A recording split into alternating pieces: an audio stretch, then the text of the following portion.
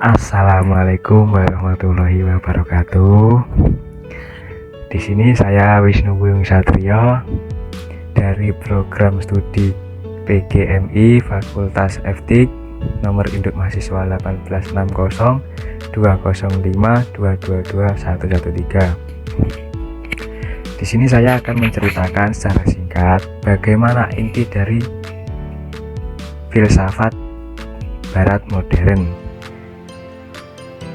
dengan aliran rasionalisme, empirisme, kritisisme, positivisme, eksistensialisme, dan pragmatisme. Saya mulai dari aliran yang pertama, yaitu aliran rasionalisme. Nah, aliran rasionalisme ini yaitu aliran yang pertama muncul di abad modern dengan tokohnya yaitu René Descartes, yang terkenal juga disebut dengan Bapak Filsafat, dengan motonya yaitu Cogito ergo sum, yang artinya saya berpikir berarti saya ada. Lalu ada lagi Leibniz dan juga Spinoza. Aliran ini sangat mengedepankan akal sebagai akal untuk mendapatkan ilmu pengetahuan. Nah, mengapa demikian? Karena menurutnya pengetahuan yang didapat dari indrawi saja sifatnya masih relatif atau terbatas. Nah, saya lanjut ke aliran yang kedua, yaitu aliran empirisme.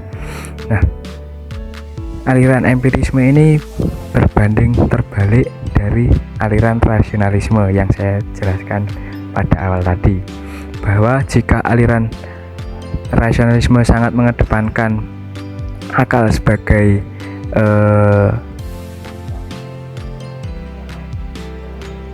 awal mula ilmu dapat ditemukan, maka sebaliknya di aliran empirisme ini, aliran ini sangat mengedepankan pengalaman untuk mendapatkan ilmu. Nah, pengetahuan ini dapat dengan mengalami secara langsung atau melalui indrawi manusia. Nah, mengapa? Di sini karena penganut aliran ini sangat mempercayai bahwa ilmu pengetahuan tidak cukup hanya didapat dengan akal saja. Nah, salah satu pendirinya yaitu Francis Bacon, dan dikembangkan oleh John Locke, Thomas Hobbes, David Hume, dan George Berkeley.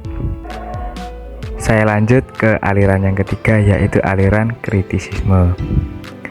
Tidak jauh dari namanya, aliran kritisisme ini mengkritik antara kedua aliran, yaitu yang pertama aliran rasionalisme dan aliran yang kedua yaitu empirisme. Nah, mengapa kok dikritik? Nah, di sini menimbulkan pertanyaan. Jawabannya yaitu karena penganut aliran kritisisme ini percaya bahwa ilmu pengetahuan tidak mungkin cukup didapatkan hanya dengan akal dan pengalaman saja. Nah, ilmu ini juga tidak mungkin didapat dari indera manusia secara 100%, karena ilmu pengetahuan butuh analisis dan perlu ditarik kesimpulannya mana ilmu itu yang benar-benar relevan. Nah, kritisisme ini mendamaikan antara aliran rasionalisme dan empirisme dengan mencoba menggabungkan keduanya, karena tidak hanya akal dan pengalaman saja. Menurut penganut aliran ini, pengetahuan yang benar didapat dari akal dan indera yang aktif. Nah, saya lanjut ke aliran barat modern yang keempat, yaitu aliran positivisme. Aliran ini terkenal dengan tokohnya yaitu Auguste Comte. Aliran ini mencampurkan aliran rasionalisme, aliran empirisme, dan ditambah, ini yang membedakan dari aliran yang lain, yaitu perlu digarisbawahi, ditambah observasi ilmiah. Jadi menurut penganut aliran positivisme ini, berpikir saja belum cukup. Nah, perlu dibuktikan melalui observasi secara ilmiah, sehingga pengetahuan yang didapat bersifat logis, empiris, dan dapat dibuktikan melalui observasi, sehingga hasilnya bisa terukur. Objek kajian, nah di sini objek kajiannya harus fakta, yaitu berupa peristiwa yang benar terjadi dan dapat dialami secara realitas. Di sini dapat teman-teman bisa menyimpulkan lah, dari pemikirannya saja perlu ditambah observasi, maka dapat disimpulkan bahwa aliran ini objek kajiannya harus fakta. Nah, menolak, aliran ini sangat menolak sesuatu yang bersifat metafisika dan abstrak. Aliran ini merupakan aliran yang merubah filsafat menjadi sains, karena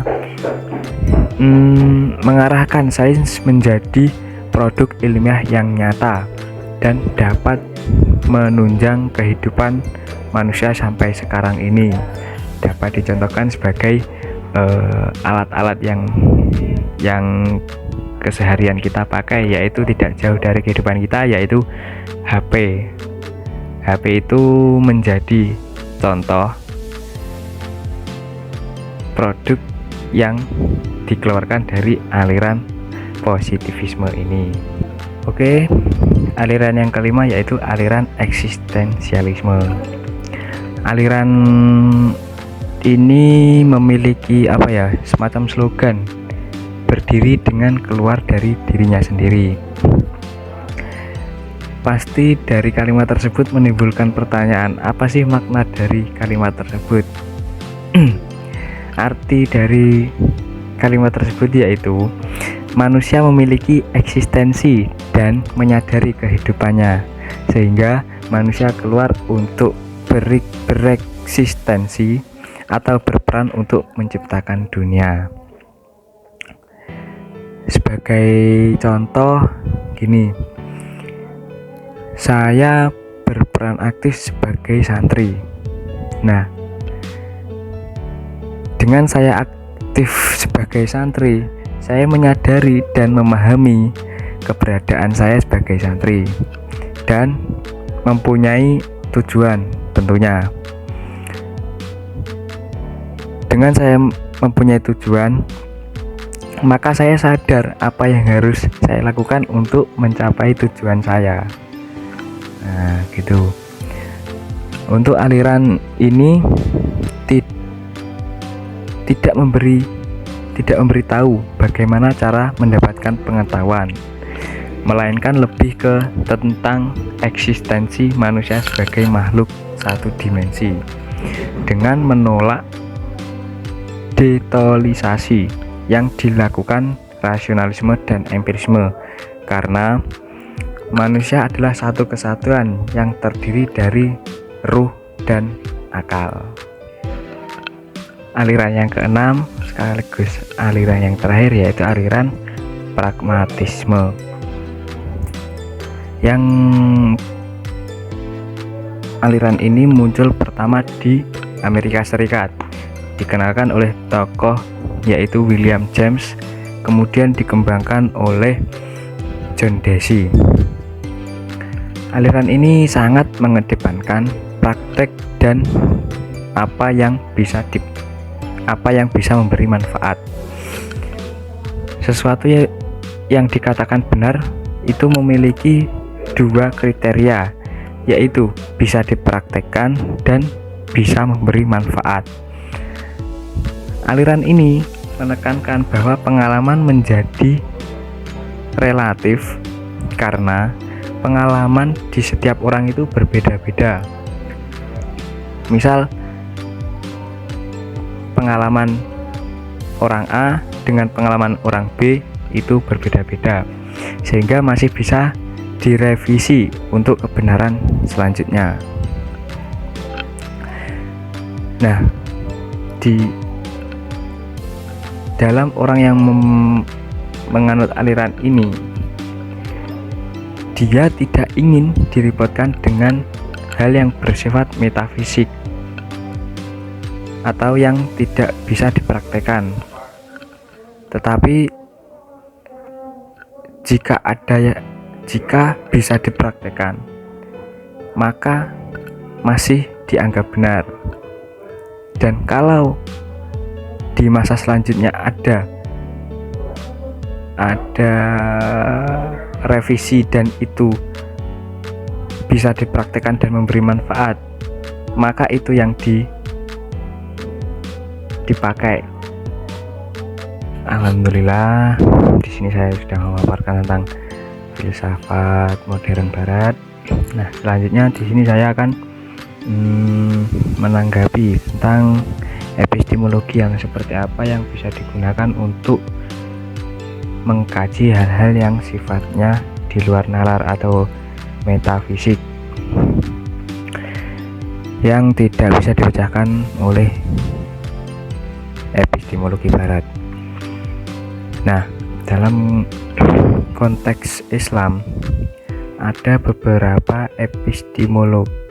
pendekatan epistemologi yang berbeda dengan epistemologi barat yang digunakan untuk mengkaji hal-hal yang bersifat di luar nalar atau metafisik.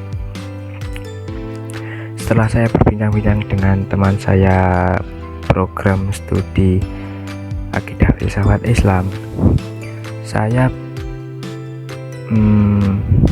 bisa memetik atau mengambil keputusan bahwa dalam tradisi Islam ini ilmu yang digunakan untuk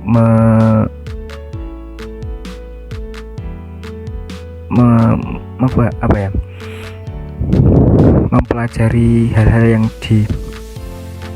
yang bersifat metafisik atau di luar nalar itu disebut epistemologi Islam, atau bisa disebut ilmu pengetahuan Islam.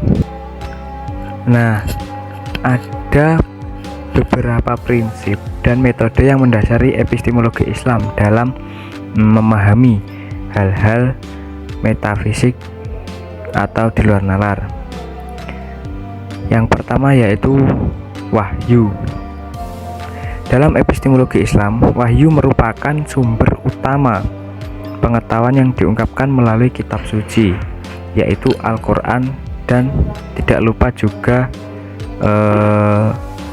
tradisi Nabi Muhammad SAW. Dalam agama Islam ini, wahyu dianggap sebagai pengetahuan yang berasal dari Tuhan, yang merupakan sumber yang tidak tergantikan dalam memahami hal-hal yang sifatnya metafisik. Untuk contoh yang kedua yaitu akal. Dalam epistemologi agama Islam juga mengakui peran akal atau nalar dalam memahami dunia. Akal manusia di sini digunakan sebagai alat untuk memahami wahyu dan menafsirkan fenomena dunia yang sifatnya metafisik atau di luar nalar. Tapi ada yang perlu digarisbawahi, akal di sini tidak berdiri sendiri tanpa wahyu juga. Dan melainkan harus selaras dan tidak bertentangan dengan ajaran agama. Nah, menanggapi tentang menanggapi tentang pelajaran apa yang bisa saya dapat setelah saya mempelajari filsafat modern barat, tentunya dalam kehidupan saya yang nyata, yaitu lebih dapat berpikir kritis dan analisis. Menurut saya, filsafat modern barat ini sangat menekankan pentingnya berpikir kritis dan analitis. Ini melibat hal yang barusan saya sebutkan ini sangat melibatkan kemampuan untuk mengevaluasi argumen, menganalisis klaim, dan mempertanyakan keyakinan yang ada.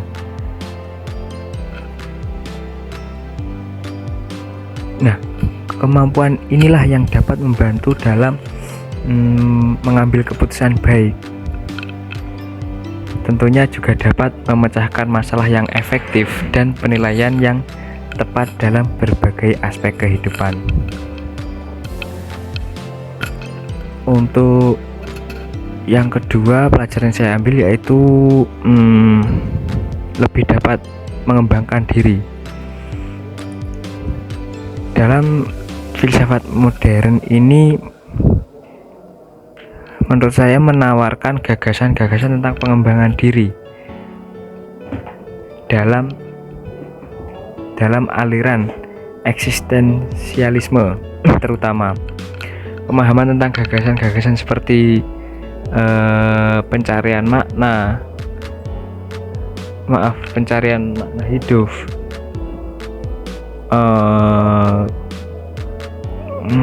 keberadaan atau kebebasan pribadi dapat membantu seseorang dalam menjalani hidup yang lebih bermakna. Dan yang terakhir yang sangat bisa saya rasakan yaitu lebih dapat berpikir sebelum saya berbicara kepada seseorang, terutama kepada seseorang yang lebih mengerti. Entah itu dari filsafat barat atau pelajaran yang lain, menurut saya setelah mempelajari tentang ilmu filsafat ini, saya lebih dapat menjaga apa yang saya bicarakan kepada lawan bicara saya. Alhamdulillah, selesai sudah pemaparan materi tentang filsafat modern barat. Filsafat barat modern, dan juga tanggapan saya mengenai epistemologi yang seperti apa yang bisa digunakan untuk mengkaji hal-hal yang bersifat metafisik, dan tentunya pelajaran apa setelah saya mempelajari tentang ilmu filsafat ini, terutama ilmu filsafat barat modern. Baik, terima kasih. Selesai sudah. Bila ada kurang lebihnya mohon maaf. Assalamualaikum warahmatullahi wabarakatuh.